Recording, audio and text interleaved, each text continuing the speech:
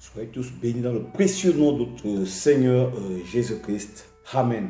L'équipe Vive sa foi et le ministère OK Ministries vous souhaite ses vœux les meilleurs de réussite, de santé, de prospérité, de joie, de paix et que rien ne manque à ceux qui craignent l'Éternel, notre Dieu. Soyez bénis. Vous qui certainement prenez pour la première fois ce programme, soyez autant bénis au nom de Jésus-Christ Nazareth. Car la Bible déclare que la bonté de l'Éternel remplit toute la terre. Que Dieu vous bénisse. Amen. Alors, je voulais pour cette nouvelle année qui commence, déjà avant de commencer le nouveau programme d'enseignement, procéder par une exhortation à toute la communauté chrétienne. Alors je voulais seulement vous dire que cette année ne sera pas les plus simples et ne sera pas aussi les plus faciles.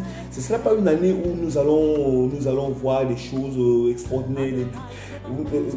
Nous allons vivre des temps difficiles. Ah là, je vous le dis, je préfère vous le dire, nous allons vivre des temps difficiles. Nous allons voir des choses bizarres. Nous allons voir des choses qu'on n'avait jamais vues. On va entendre encore des choses qu'on n'avait jamais entendues. Vous savez, l'injustice va devenir justice. Et les gens prendront ça de normal. Vous savez, le mal va être considéré comme quelque chose de normal.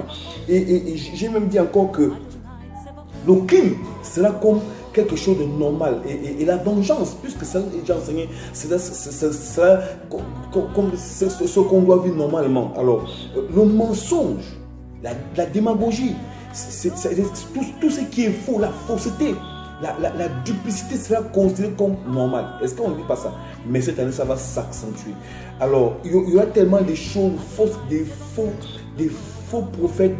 Je vous assure que le faux va remplir toute la terre. Mais, une bonne nouvelle, le Seigneur est toujours le Seigneur, le roi des rois est toujours le roi des rois. C'est Jésus-Christ de Nazareth. Il n'a pas changé. Il a déclaré qu'il est le même hier, aujourd'hui et éternellement. Il est le premier, le dernier, le commencement et la fin, l'alpha et l'oméga. C'est l'étoile brillante du matin, sachez-le. Et je m'en vais vous dire que Dieu a son regard sur ses fidèles, son peuple qu'il a choisi. Alors, la Bible dit dans le livre de Psaume, chapitre Psaume 33, verset 18. Voici l'œil de l'Éternel est sur ceux qui le craignent, sur ceux qui espèrent en sa bonté, afin d'arracher leur âme à la mort et de les faire vivre au milieu de la famine. Voici notre verset.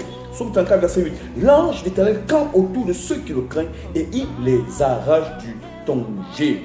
Et je vais lire aussi Apocalypse chapitre 1, verset, je crois, 18. J'étais mort et voici, je vis, je suis vivant. Au siècle des siècles, je tiens les clés de la mort et du séjour des morts. Il tient les clés. Alors, la mort n'a pas de pouvoir sur toi, ni sur moi, ni sur ceux qui craignent Christ.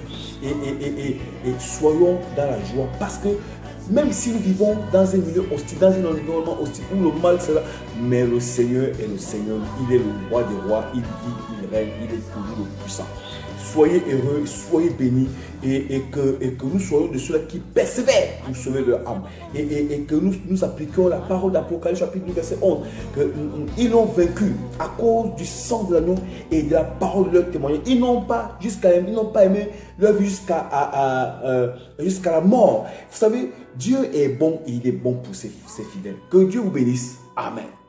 Bonne année encore.